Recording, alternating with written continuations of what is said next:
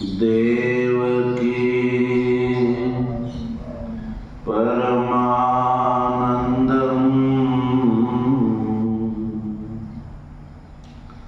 कृष्णं वन्दे जगद्गुरुं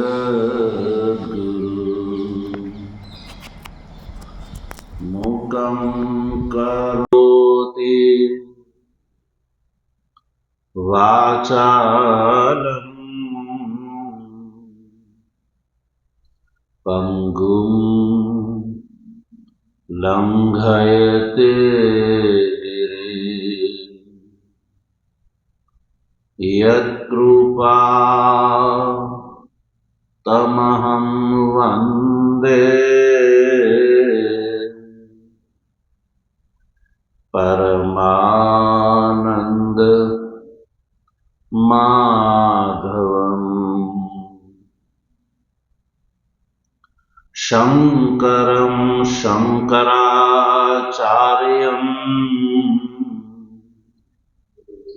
केशवं बादरायणम् सूत्रभाष्य कृतौ वन्दे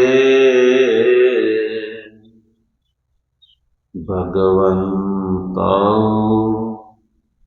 पुनः पुनः ईश्वरो गुरुरात्मेति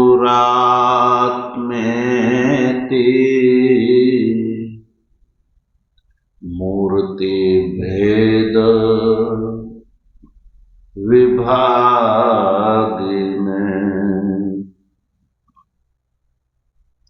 व्योमवद् व्याप्तदेहाय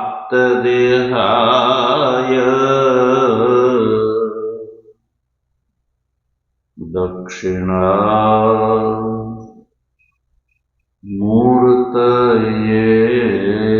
नमः।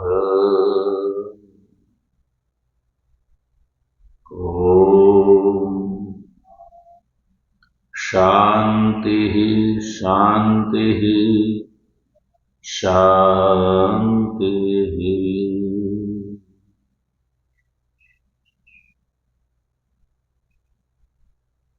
तत्व जिज्ञासु सज्जनों, भगवाननी परमानुकंपाथी श्रीमद् भगवद गीताना पुरुषोत्तम योगः नामना पंचदश अध्यायना अंतिम 20મા શ્લોકનો ભાષ્ય સહિત વિચાર કરી રહ્યા છીએ। વિચારના ક્રમમાં શ્લોકનો જે ઉત્તરાર્ધ છે, જેને ભગવાન ભાષ્યકાર ફલબોધક વચનથી કહે છે, એતદ બુદ્ધ્વા બુદ્ધિમાન સ્યાત કૃતકૃત્યશ્ચ ભારત। આ જે વચન છે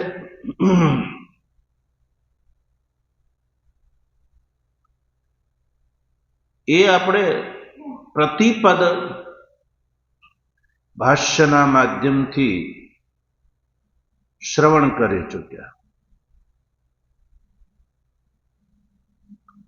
એતદ બુદ્ધ્વા, એતદનો અર્થ છે યથાદર્શિત અર્થ, યાની આ અધ્યાયનો જેવો અર્થ દેખાડ્યો એવો અર્થ ને બુદ્ધવા એટલે કે જાણીને, આત્માથી અભેદ રૂપથી જાણીને જ્ઞાની બુદ્ધિમાન સ્યાત, બુદ્ધિમાન થઈ જાય છે, અર્થાત કે મોક્ષનો ભાગીદાર થઈ જાય છે. ભવેદ ન અન્યથા, આ સિવાય બીજા કોઈ પણ પ્રકારથી મોક્ષ થતો નથી. મુક્ત થઈ જાય એટલું જ નહીં, કૃતકૃત્યશ્ચ ભવેદ, યાની કે જ્ઞાની કૃતકૃત્ય થઈ જાય છે. માનો એ બધા કર્તવ્ય કરી ચૂક્યો, એને હવે આ જીવનમાં કોઈ કર્તવ્ય શેષ રહેતું નથી.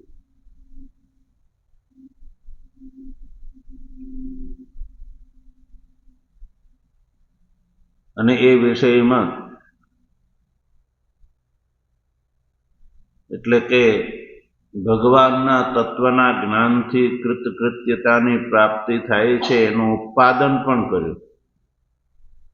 વિશિષ્ટ જન્મ પ્રસૂતેન બ્રાહ્મણેન યત કર્તવ્યમ તત્સર્વં ભગવત તત્વજ્ઞાને વિદિતે કૃતમ ભવેત. યાની આ મનુષ્ય જન્મ પ્રાપ્ત કરીને મનુષ્યના માટે યત કર્તવ્યમ, જે કરવા યોગ્ય છે, તત્સર્વમ એ સઘળું, એ બધું, ભગવત તત્વે વિદિતે કૃતમ ભવેત. ભગવાનનું આ જે તત્વ છે, જે આ અધ્યાયમાં ભગવાન શ્રી કૃષ્ણએ અર્જુનને બતાવ્યું, એ તત્વ વિદિતે એને સાક્ષાત્કાર થવાથી કૃતમ ભવેત, સર્વમ કર્તવ્યમ કૃતમ ભવેત, પછી કાંઈ કરવાનું જ્ઞાનીને માટે શેષ રહેતું નથી.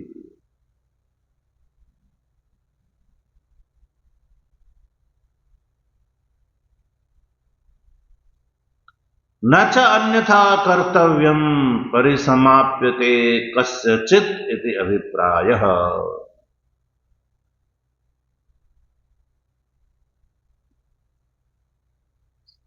ન અન્યથા એ જે કહ્યું એનું જ ઉત્પાદન કર્યું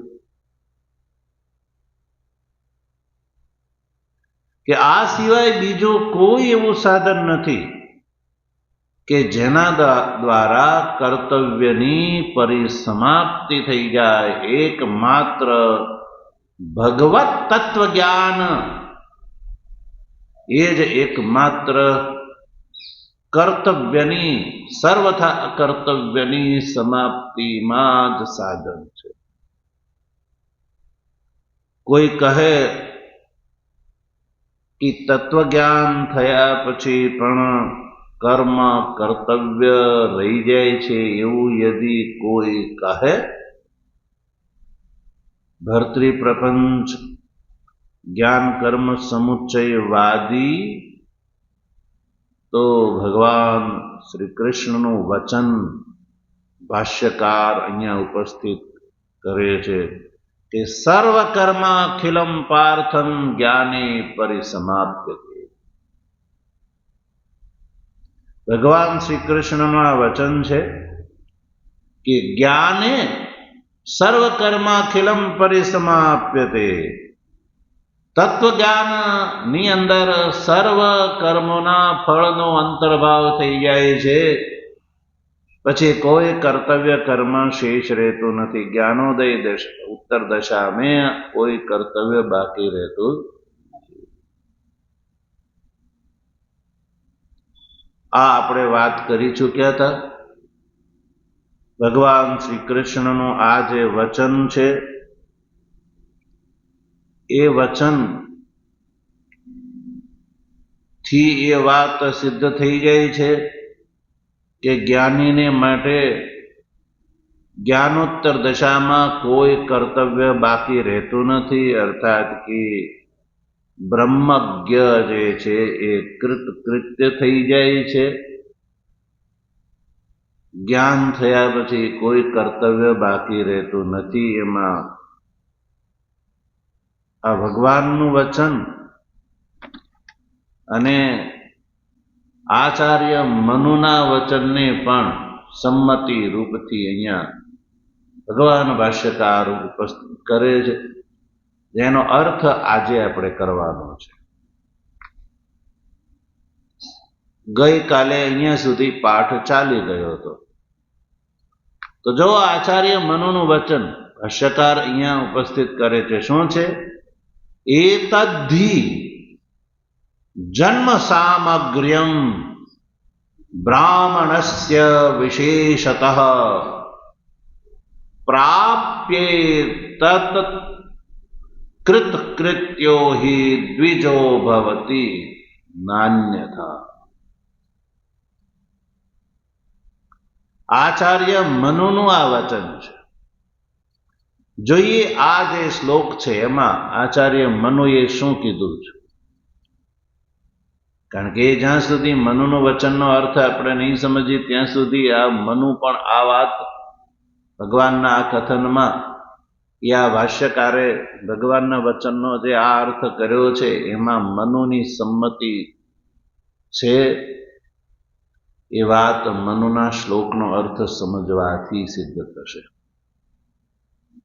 શું કહે છે મનુ? કહે છે કે એતદ હિ જન્મ સામગ્ર્યમ બ્રાહ્મણસ્ય વિશેષતઃ પ્રાપ્ય એતત કૃતકૃત્યો હિ દ્વિજો ભવતિ નાન્યથા. આ જે શ્લોક છે મનુસ્મૃતિનો, તો શ્લોકના અર્થને સમજવા માટે સૌથી પહેલા શ્લોકમાં આવેલા જે પદો છે એનો સંધિ વિગ્રહ કરવો જરૂરી થઈ જાય. સંધિ વિગ્રહ કર્યા પછી શ્લોકસ્થ પદોને આપણે વાક્યક્રમમાં ગોઠવીશું. વાક્યક્રમમાં ગોઠવ્યા પછી વાક્યના રૂપમાં આ શ્લોકનું પઠન કરવાથી વાક્યનો જે અર્થ છે એ તરતો તરત હૃદયંગમ થઈ જાય છે. કહે છે કે એતદ્ધિ એ જે પદ છે ને એમાં બે પદ છૂટા પડશે. એક એતત અને બીજું હિ. શું છૂટું પડશે? એતત અને હિ. જન્મ સામગ્ર્યમ એ તો સમસ્ત પદ છે, એમાં કોઈ સંધિ નથી. બ્રાહ્મણસ્ય એ ષષ્ઠી વિભક્ત્યંત પદ છે. વિશેષતઃ પ્રાપ્યેતત કૃતકૃત્યો એ જે પદ છે એમાં ત્રણ પદ છૂટા પડશે. પ્રાપ્ય, એતત અને કૃતકૃત્ય. પછી હિ પદ છે જુદું જ છે. દ્વિજ ભવતિ નાન્યથામાં બે પદ છૂટા પડશે. ન અને અન્યથા. હવે આ જે છૂટા પડેલા પદોને એ છૂટા પડ્યા પછી આપણે વાક્યક્રમમાં એને ગોઠવીશું. તો વાક્યક્રમ એવો થશે कि विशेषतः ब्राह्मणस्य एतत् जन्म सामग्र्यम एतत् प्राप्य द्विजः कृतकृत्य भवति न अन्यथा. મનુનું વચન આવું છે. આચાર્ય મનુ કહે છે કે વિશેષ રૂપથી બ્રાહ્મણ વગેરેનો જે એતત જન્મ છે, આ જે જન્મ છે એ જન્મ સામગ્ર્યમ એટલે સમગ્રતા, પૂર્ણતા. સામગ્ર્યમનો અર્થ છે પૂર્ણતા. અર્થાત કે આ મનુષ્ય જન્મની વિશેષ રૂપથી બ્રાહ્મણ જન્મની પણ વિશેષ સામાન્યતા મનુષ્ય જન્મની એ પૂર્ણતા છે કે એતત પ્રાપ્ય, એતત એટલે આ જે પરમાત્મ તત્વ પ્રાપ્ય દ્વિજ કૃતકૃત્ય ભવતી, કૃતકૃત્ય થઈ જાય છે. ન અન્યથા, અન્યથા એટલે આનાથી અન્ય બીજા કોઈ પણ પ્રકારથી એટલે કે કર્માનુષ્ઠાનથી નહીં, પણ તત્વજ્ઞાનથી આ મનુષ્ય કૃતકૃત્ય થઈ જાય છે. એટલે પછી તત્વજ્ઞાન થયા પછી આ મનુના વચન પ્રમાણે પણ એ વાત સિદ્ધ થઈ જાય છે કે તત્વજ્ઞાનોત્તર દશામાં મનુષ્યને માટે કોઈ વૈદિક કર્તવ્ય બાકી રહેતું નથી.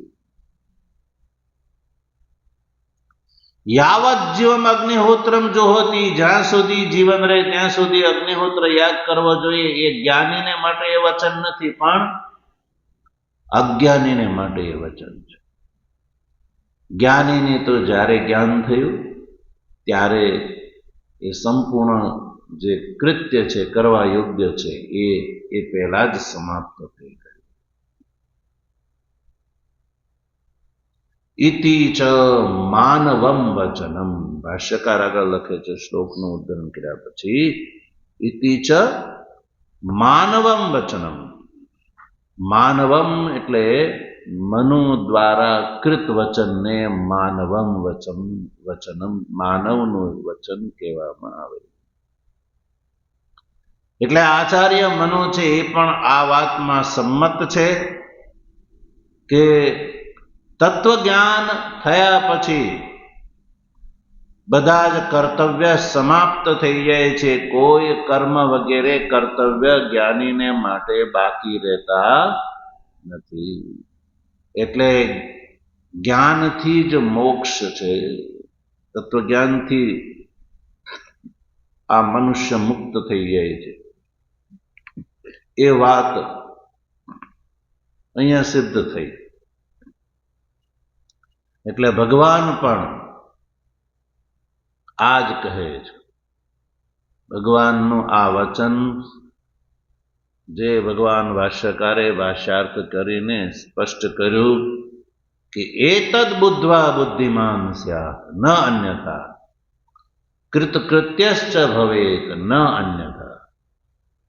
તત્વજ્ઞાન થયા પછી જ મુક્ત થઈ જાય છે. બુદ્ધિમાન થવું એટલે મુક્ત થવું, અને કૃતકૃત્ય એટલે સંપૂર્ણ કર્મ જે છે કર્તવ્ય પરિસમાપ્ત થઈ જાય છે. જ્ઞાનીને માટે કોઈ કર્તવ્ય શેષ રહેતું નથી.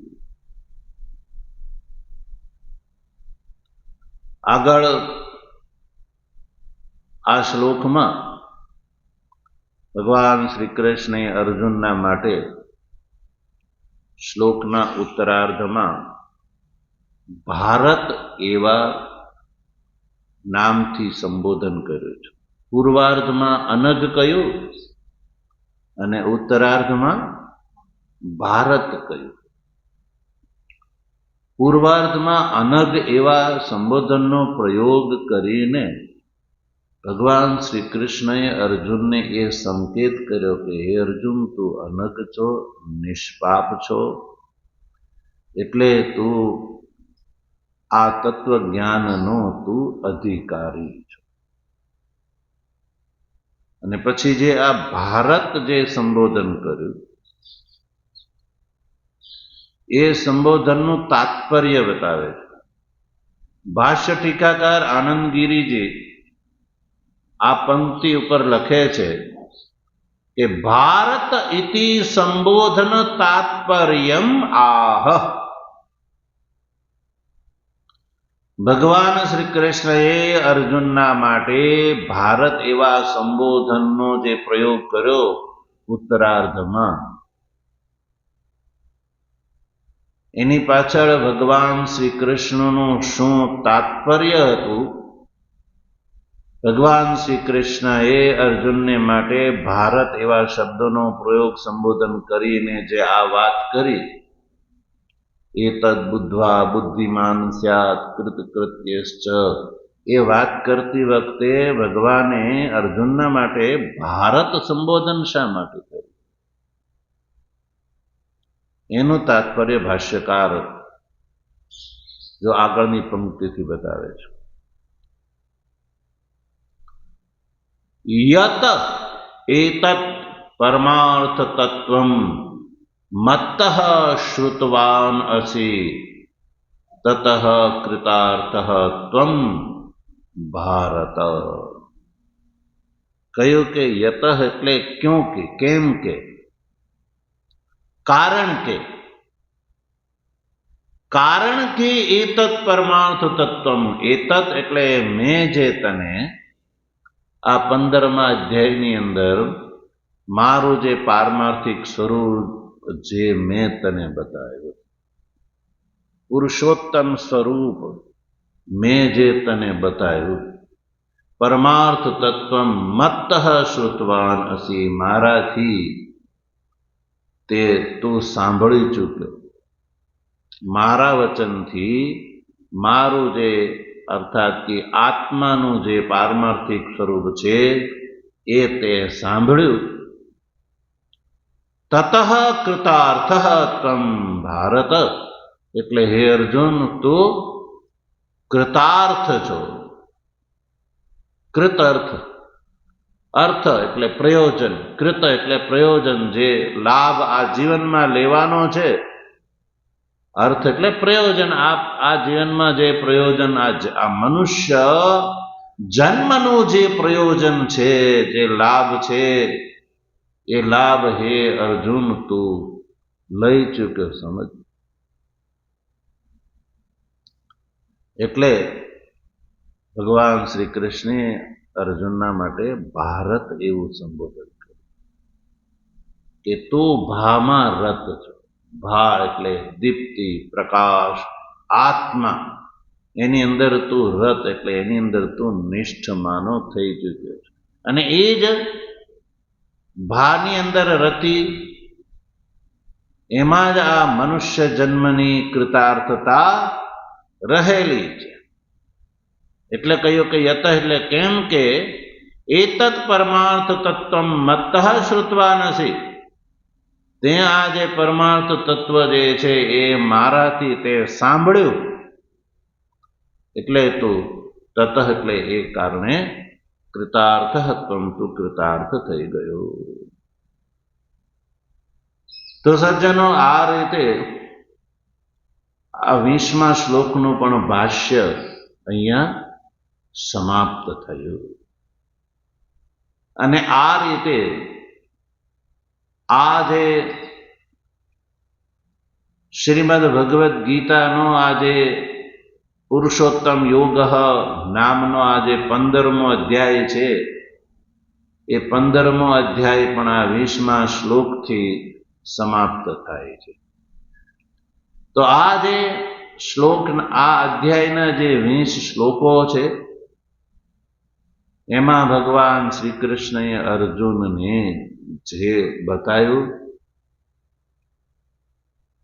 જે 20 શ્લોકમાં જે ભગવાન શ્રી કૃષ્ણે અર્જુનને જે ઉપદેશ આપ્યો, એ ઉપદેશ હવે આપણે આચાર્ય ભગવત્પાદ ભગવાન શંકરાચાર્યજી દ્વારા કૃત ભાષ્યના માધ્યમથી આપણે આ અધ્યાયના અર્થને સમજ્યા. જો ભાષ્યકાર ના ભાષ્યના માધ્યમથી આપણે ન સમજ્યા હોત, કેવલ શ્લોક જો તમે પાઠ કરો અને કાદાચિત તમે વ્યાકરણવિદ પણ હો, તો પણ તાત્પર્યનો બોધ જે છે એ વ્યાકરણવિદ હોવા માત્રથી થઈ શકતો નથી. શ્લોકસ્થ પદોનો અર્થ વ્યાકરણવિદ કરી શકે, પણ તાત્પર્ય અવસાન કેવલ વ્યાકરણવિદ હોવા માત્રથી થઈ શકતો નથી. એટલે ગીતાનું આ જે તાત્પર્ય છે એ આચાર્ય ભગવત્પાદ ભગવાન શંકરાચાર્ય દ્વારા કૃત ભાષ્યથી જ સ્પષ્ટ થાય છે. અને ભગવાન ભાષ્યકાર પરવર્તી જે આચાર્યો થયા એ આચાર્યોએ પણ ગીતા ઉપર પોતાના મતને સિદ્ધ કરવા માટે ભાષ્ય લખ્યા છે. જ્યારે ભગવાન ભાષ્યકારે ગીતા ઉપર પોતાનો મત સિદ્ધ કરવા માટે ભાષ્ય નથી લખ્યું, પણ ગીતાનો જે અર્થ છે, ભગવાન શ્રી કૃષ્ણનો જે મત છે, જે સિદ્ધાંત છે, વૈદિક સિદ્ધાંત અનાદિકાલીન જે પારંપરિક રીતે જે ચાલ્યો આવે છે, એ સિદ્ધાંતને એ તાત્પર્યને પ્રસ્ફુટિત કરવા માટે આચાર્ય શંકરે ભાષ્યની રચના કરી છે, નહીં કે પોતાના મતને સિદ્ધ કરવા. આચાર્ય શંકરનો એ મત છે જે ઉપનિષદોનો મત છે, એનો કોઈ મત જુદો. ગીતા ઉપનિષદ અને બ્રહ્મસૂત્ર એટલે કે શ્રુતિ સ્મૃતિ અને ન્યાય આ ત્રણેયથી જે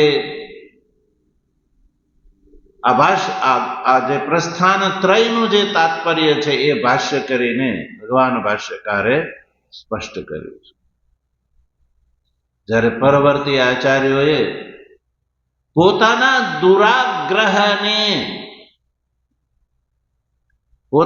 દુરાગ્રહને ભગવાન શ્રી કૃષ્ણ સંમત છે એવું બતાવવા માટે ભાષ્ય લખ્યું.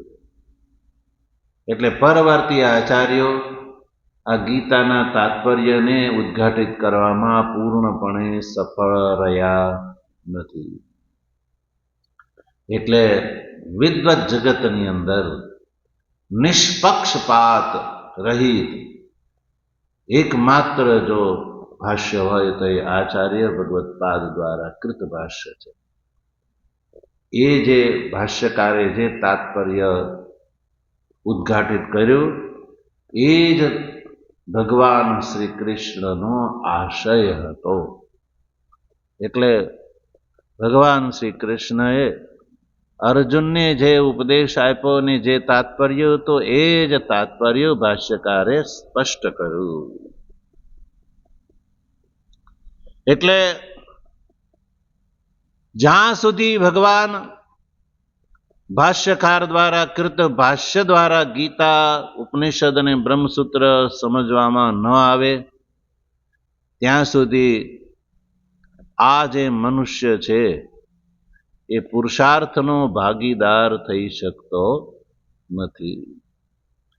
એટલે આચાર્યોની પૂર્વાચાર્યોની કૃપાથી આપણે ગીતાના આ જે અધ્યાયને ભગવાન ભાષ્યકારના માધ્યમથી ભાષ્ય અને ભાષ્ય ટીકાકારના માધ્યમથી અધ્યાયને આપણે સમજ્યા. અધ્યાયનું તાત્પર્ય બોધ આપણને થયો. હવે આ સમગ્ર અધ્યાયની અંદર ભગવાન શ્રી કૃષ્ણ જે કહી ચૂક્યા એનો સામાન્યતઃ સિંહાવલોકનથી એનું અર્થઘટન આચાર્ય આનંદગીરીજી જે ભાષ્ય ટીકાકાર છે એમણે સ્પષ્ટ કર્યું છે. અને ભાષ્યના ઉત્કર્ષનું દીપન કરવા વાળી જે ટીકા છે ભાષ્યોત્કર્ષ દીપિકા, એટલે કે ભાષ્યોત્કર્ષ દીપિકાકાર જે છે એમણે પણ સમગ્ર અધ્યાયનું સિંહાવલોકન કર્યું છે. એનો આપણે વિચાર કરીએ. સૌથી પહેલા ભાષ્ય ટીકાકાર શું કહે છે તો જોઈએ. ભાષ્ય ટીકાકાર લખે છે તદ અનેન આત્મનઃ દેહાદિ અતિરિક્તત્વમ ચિદ્રૂપત્વમ સર્વાત્મત્વમ કાર્યકારણ વિનિર્મુક્તત્વેન અપ્રપંચત્વમ તસ્ય અખંડ એકરસ બ્રહ્માત્મ તત્વજ્ઞાનાદ અશેષ પુરુષાર્થ પરિસમાપ્તિ ઇતિ ઉક્તમ. ભાષ્ય ટીકાકાર એવું લખે છે, ભાષ્યની ટીકા કરી અને ભાષ્યાર્થના માધ્યમથી ભગવાન શ્રી કૃષ્ણના કથનને એક વાક્યની અંદર ભાષ્ય ટીકાકાર બતાવે છે. કહે છે કે તદ અનેન એટલે કે આ રીતે, અનેન એટલે આ અધ્યાયના માધ્યમથી, સમગ્ર અધ્યાયના માધ્યમથી એટલે સમગ્ર અધ્યાયમાં ભગવાને સૌથી પહેલા આ અધ્યાયમાં બતાવ્યું કે આ આત્મા દેહાદિથી અતિરિક્ત છે. શું બતાવ્યું? આત્મા દેહાદિથી અતિરિક્ત છે. આ જે આત્મ તત્વ એટલે કે પરમાત્મ તત્વ એટલે ભગવાનનું પુરુષોત્તમ સ્વરૂપ એ દેહાદિથી અતિરિક્ત છે. દેહાદિ દેહ અને આદિથી શું લેશો? દેહ, ઇન્દ્રિય, મન, બુદ્ધિ અને વિષય. આ આદિથી ગ્રહણ કરવામાં આવે છે. દેહ, ઇન્દ્રિય, મન, બુદ્ધિ અને વિષય. જો હવે આપણા લોકોની પાસે જે વસ્તુ અનુભવમાં આવે છે એવી વસ્તુ કઈ કઈ છે? સૌથી પહેલા નક્કી કરો, દેહ છે. શું છે? તમે બધા દેહધારી છો કે નહીં? બોલો, દેહ છે કે નહીં તમારી પાસે? દેહ દેખાય છે કે નહીં? પુરુષનો હોય તો પુરુષનો, સ્ત્રીનો હોય તો સ્ત્રીનો. તો આ દેહ છે. ઇન્દ્રિયો છે કે નહીં? ઇન્દ્રિયો અનુભવાય છે કે નહીં? છે. 5 જ્ઞાનેન્દ્રિયો છે. કેટલી? જેના દ્વારા તમે સાંભળી શકો છો,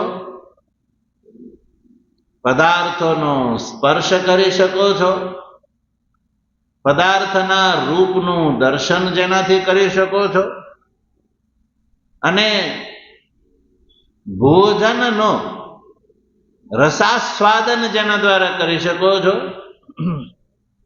અને પાર્થિવ પદાર્થોની અંદર રહેલી સુરભી અને અસુરભી નામની બે જે ગંધ છે એનું આગ્રહપન એ ક્રમથી એટલે કે શબ્દ, સ્પર્શ, રૂપ, રસ અને ગંધનું એટલે કે આ 5 વિષયોનું શ્રોત્ર, ત્વક, ચક્ષુ, રસના અને ઘ્રાણ દ્વારા જે અનુભવ કરી શકો એ વાત પ્રત્યક્ષ છે.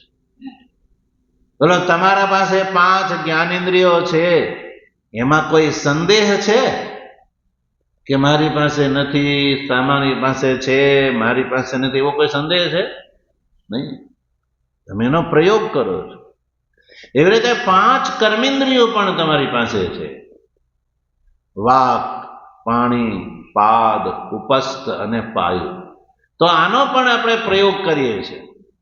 બોલો, વાગેન્દ્રિય છે કે નહીં? તો શેનાથી બોલો છો? બોલવાનું ચાલુ છે. જેનાથી બોલી શકાય એને વાક કહેવામાં આવે. તો હાથ, પગ વગેરે છે કે નહીં? બીજી 2 ગુપ્ત ઇન્દ્રિયો જે છે એ મળીને 5 કર્મેન્દ્રિયો જે આપણને અનુભવાય છે એમાં કોઈને સંદેહ નથી. કોઈ એમ ના કહી શકે કે નહીં મારી પાસે આ 5 કર્મેન્દ્રિયો નથી. નાસ્તિક પણ ના કહી શકે. તો દેહ છે, ઇન્દ્રિયો છે, મન અને બુદ્ધિ છે કે નહીં?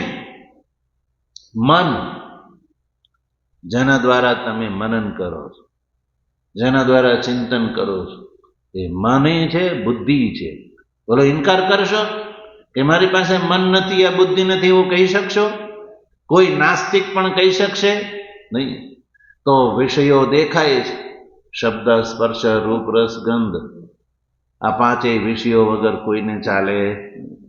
તો આ દેહ, ઇન્દ્રિય, મન, બુદ્ધિ, વિષય એને સંસાર કહેવામાં આવે છે.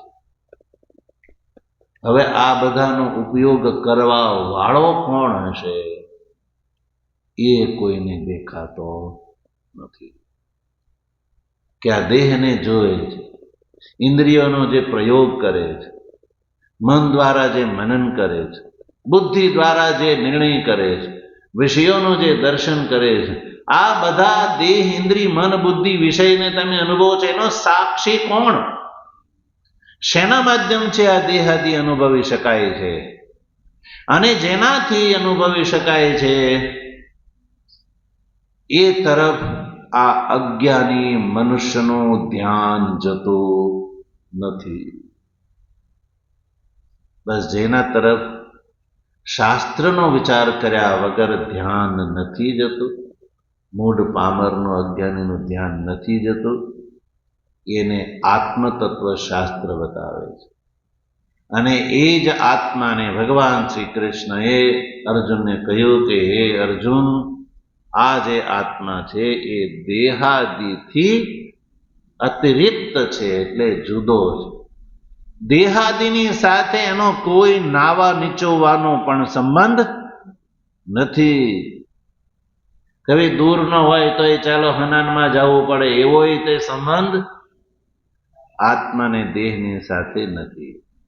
જેમ રજ્જુની ઉપર પ્રતીત થતા અન્ય વ્યક્તિને સર્પના દર્શન થઈ રહ્યા છે, તો એ સર્પ દ્રષ્ટિ કાળે પણ રજ્જુને સર્પની સાથે કોઈ નાવા નીચોવાનો સંબંધ નથી. બસ એ જ રીતે એટલે ભગવાન શ્રી કૃષ્ણે સૌ પ્રથમ આ આત્મા દેહાદિથી અતિરિક્ત છે એવું સૌ પ્રથમ બતાવ્યું. પછી આત્મા ચિદ્રૂપ છે, ચિદ્રૂપત્વમ. આત્મા છે એ ચિદ્રૂપ છે, ચૈતન્ય છે, જળ નથી. કેવો છે? ચિદ્રૂપ છે. ચાલો આત્મા દેહાદિથી અતિરિક્ત છે એ માની લઈએ, તોય આત્મા જળ હોઈ શકે એવી એક શંકા ઊભી રહે છે. આત્મા જળ હોઈ શકે, દેહાદિમાંથી અન્યતમ કોઈ હોઈ શકે, જળ કોટીમાં પણ હજી ગણાય. એટલે સાથે સાથે ભગવાને કહ્યું કે હે અર્જુન, આત્મા દેહાદિથી અતિરિક્ત છે એટલું જ નહીં, આ આત્મા ચિદ્રૂપ છે એટલે ચૈતન્ય છે. તો પછી એક પાછો પ્રશ્ન એ ઉભો થાય કે સારું ચાલો, દેહથી અતિરિક્ત માનો, ચેતન માનો, પણ કેવલ આ દેહ અંતર્વર્તી જ હશે, બહાર નહીં હોય. માત્ર દેહની અંદર જ પિંડીકૃત થઈને દેહમાં ક્યાંક પડ્યો પાથર્યો રહેતો હશે, એ પ્રશ્ન ઉભો રહે પાછો.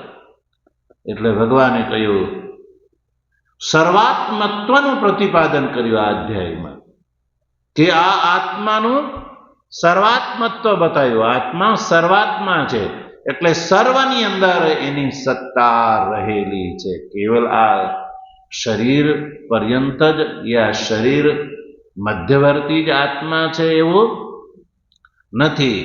એટલે ભગવાને આત્માના સર્વાત્મત્વનું પ્રતિપાદન કર્યું. અચ્છા સારું, ચાલો સર્વાત્મત્વ પણ માની લીધું, પણ આ જે દૃશ્યમાન જે ક્ષર અને અક્ષર રૂપિયા જે કાર્ય કારણ જે જગત છે, એ જગતમાંથી કોઈ હશે? ક્ષર અક્ષરમાંથી કોઈ હશે? તો કહ્યું કે નહીં. આ આત્મા કાર્ય કારણ વિનિર્મુક્તત્વેન અપ્રપંચત્વમ નું પણ પ્રતિપાદન ભગવાને કર્યું. કે આ જે આત્મ તત્વ, જે પુરુષોત્તમ તત્વ છે, જે આપણું પોતાનું સ્વરૂપ છે સજ્જનો, એ આ કાર્ય કારણ એટલે કે ક્ષર અને અક્ષર રૂપી આ જે જગત છે એનાથી વિનિર્મુક્ત છે.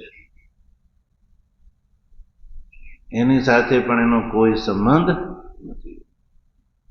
અને વિનિર્મુક્ત છે એટલે રહિત છે, એટલે કે આ જે કાર્યકારણ જે પ્રપંચ છે એ પ્રપંચની સાથે આત્માનો કોઈ સંબંધ નથી. એટલે આત્મા અપ્રપંચ છે એ પણ આપણે આ અધ્યાયમાં સમજી ચૂક્યા. પછી તસ્ય અખંડ એક રસ બ્રહ્માત્મત્વ જ્ઞાનાદ અશેષ પુરુષાર્થ પરિસમાપ્તિ. અને ભગવાને અંતમાં એવું કહ્યું કે આવું જે આત્મ તત્વ જે છે, જે અખંડ છે, એક રસ છે, બ્રહ્મ આત્મરૂપ છે, આ બ્રહ્મ અને આત્માની એકતાના જ્ઞાનથી જ બ્રહ્માત્મત્વ જ્ઞાનાત, આવા બ્રહ્માત્મત્વના જ્ઞાનથી અશેષ પુરુષાર્થ પરિસમાપ્તિ. અશેષ એટલે આ મનુષ્ય જન્મની અંદર પ્રાપ્ત કરવા યોગ્ય જે પુરુષાર્થ છે એ પુરુષાર્થની પરિસમાપ્તિ થઈ જાય છે. પછી કોઈ પુરુષાર્થ કર્તવ્ય બાકી રહેતો નથી, મનુષ્ય પૂર્ણ થઈ જાય છે. એ વાત ભગવાને આ શ્લોકમાં બતાવી દીધી. તો સજ્જનો, આ રીતે આ અધ્યાય જે છે સંપૂર્ણ શાસ્ત્રનું સૂત્ર રૂપથી, સંપૂર્ણ શાસ્ત્રના અર્થનું સૂત્ર રૂપથી વર્ણન કરે છે. એટલે આ અધ્યાય માટે વિશેષ રૂપથી શાસ્ત્ર શબ્દનો પ્રયોગ થયો. આ રીતે ભાષ્ય ટીકાકાર આનંદગીરીજીએ સંપૂર્ણ આ અધ્યાયની અંદર જે ભગવાન શ્રી કૃષ્ણે જેનું વર્ણન કર્યું એ આપણે સમજી ચૂક્યા. હવે આ જે ભાષ્યના ઉત્કર્ષનું પ્રદીપન કરવા વાળી જે વ્યાખ્યા છે ભાષ્યોત્કર્ષ દીપિકા, એ દીપિકાકારે જે આ સમગ્ર અધ્યાયની પ્રતિપાદ્ય તત્વ જે રીતે બતાવ્યું છે એનો પણ વિચાર આપણે આવતીકાલે કરીશું.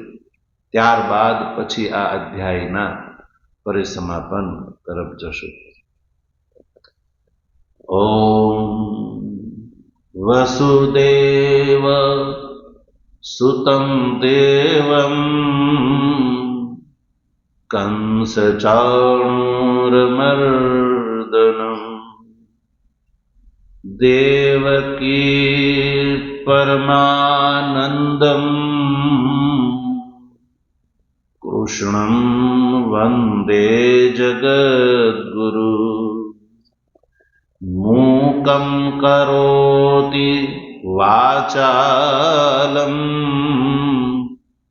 પંગું લંઘયતે ગિરિં યત્કૃપા તમહં વંદે પરમાનંદ માધવં. શંકરં શંકરાચાર્યં કેશવં બાદરાયણં સૂત્રભાષ્ય કૃતૌ વંદે ભગવन्तૌ પુનઃ પુનઃ. ઈશ્વરો ગુરુરાત્મેતિ મૂર્તિભેદ વિભાગિને વ્યોમવદ વ્યાપ્તદેહાય દક્ષિણામૂર્તયે નમઃ. ઓમ શાંતિ શાંતિ શાંતિ. સદ્ગુરુદેવ